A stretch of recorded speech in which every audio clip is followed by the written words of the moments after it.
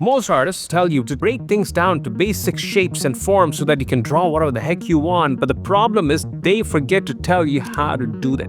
You see, they are right, because I'm one of those people. Everything that you want to draw is made of basic 2D shapes and forms. So if you want to draw something, just simply break it down to its shapes and forms. But here's the problem, Kato. Most young art babies have trouble knowing how to break things down to its basic shapes because they can't even see those shapes. And even if they see it, they are confused with what shapes to use and where. Is this a circle or a head or a square or a star? Or worse, if they break down a particular subject to its basic shapes, they can actually do the same for another try. You know how that makes you feel? It makes you feel like a baby kangaroo lost in the middle of a desert, waiting for a smile.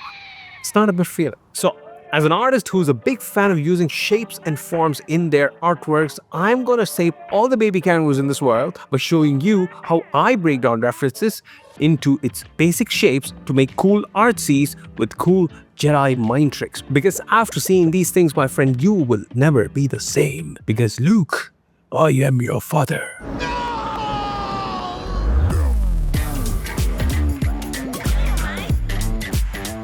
First thing you need is obviously the reference. For that, you can go to sites like Pexels.com, Pinterest, turn off the AI feature so that you can actually get real-life photographs, or go to any royalty-free websites that gives you royalty-free images which you can sort of copy from. Once you get your reference, here's the first technique I use to break it down. Going from big to small.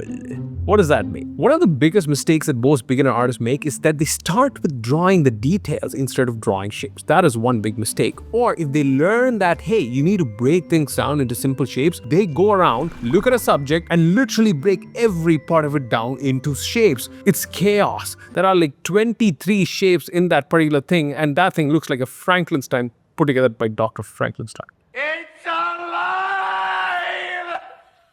So here's what I do. I do this thing called going from big to small in order of priority. Meaning, I look at a single reference image and I ask myself, what are 1 to 3 core big shapes that I can use to break this thing down and capture its essence? That is the goal.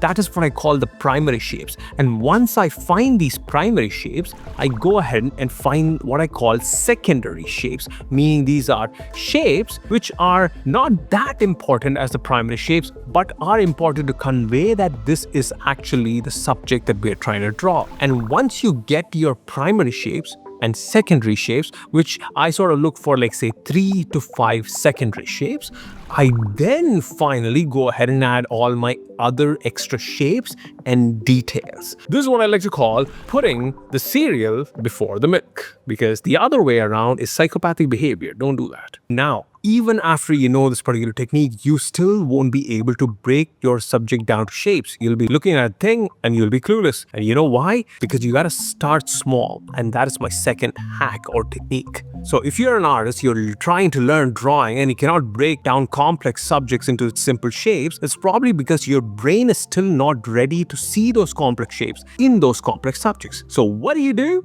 You remove your brain. Just kidding. You actually start with small reference images, meaning single or two form objects. What does that even mean? Objects that are like this, that are made of, say, 1 at most 2 core shapes, meaning things like your pots, birds, fishes. So these are things or objects basically which are mostly made of, say, 1 to 2 core shapes. And all you need to do is simply just look at that thing and find those 1 to 3 core shapes. And you do that as an exercise. The exercise is 10 to 20 of these single to 2 form objects where you just break down the core shapes, and that will help you train your brain to see more complex shapes and forms in more complex subjects. So when in doubt, start small. Now, this is not where things end. The next 3 things are absolutely important when you are developing your skill to look at things and break it down to shapes and forms. And it's this. You need to look for the frame and negative space. Most shape breakdowns, even after you do it, I see a lot of beginner artist drawings, and even if you teach them what shapes to use and how to use them and how to draw them and hold their hand in drawing that particular thing, you still get a very subpar shape breakdown. Why is that? It's because most people lack frame and negative space. Most people do random shape breakdowns without a frame in mind, meaning your reference image actually exists in a frame. Unless you're doing things in real life, even then you draw a mental frame around the subject that you want to draw, because your paper obviously has a frame. You need to put that thing down. And what that frame does, right, when you put a frame around your drawing, it gives you the ability to compare things so that you can feel down about yourself as to how unsuccessful you are compared to your friends. That's not me, so I cannot relate to that. The moment you put a frame around your shape breakdown, it'll give you what I call negative space, meaning the space that your drawing occupies is called positive space, or I call it a positive space, and the remainder of the space is called negative space. It is a space that is not occupied by the drawing, but actually gives you a sense of space for your drawing, and also shows you the proper proportions and perspective that particular shape breakdown or drawing needs to exist in. It'll help you get the angle and the location of your shape breakdowns in the right places. Now, let's say you're doing a shape breakdown and you're drawing a box and it's in one particular angle, but you draw it in another angle. You won't be able to see it if you don't have a frame or the negative space to compare that particular shape to, right? But if you have the frame and the space, you can actually look at that thing and say, hey, you know what? Compared to this, it's not looking right. So maybe I need to adjust the angle, and that angle adjustment makes all the difference in terms of life and the flow in your drawing. You know how to make flowy, beautiful drawings? You just get the flow right, and the way you do that is to get the angles and the location and the composition of the shapes right in a particular frame. That's how you get flowy, breathable drawings. Breathes life into your art. Now, finally, even after doing all of these things, you'll still have trouble breaking things down to its basic shapes. And that's probably because you got a problem in your brain. I need to complete that sentence. You got a problem in your brain because you need to learn how to see things properly. What does that mean? This is what I like to call a kid drawing a house problem. Meaning, if you ever actually ask a kid to draw a house, he'll draw a house like, a proper thing with the roof and all trees and all that. And all of a sudden, the back, for some reason, the back looks flat. On what earth does a house ever look like this? A house doesn't even look like this even in Saturn, and Saturn doesn't even have houses. And the reason why a kid draws a house like that is because the kid sees the house in symbols. If I actually ask you to draw a snake, you'll probably draw a snake that looks like this, something very simple. But if you actually draw a snake, it will look something like this, something intricate, complex, with complex lines, perspective, forms, and shapes. But your brain sees this.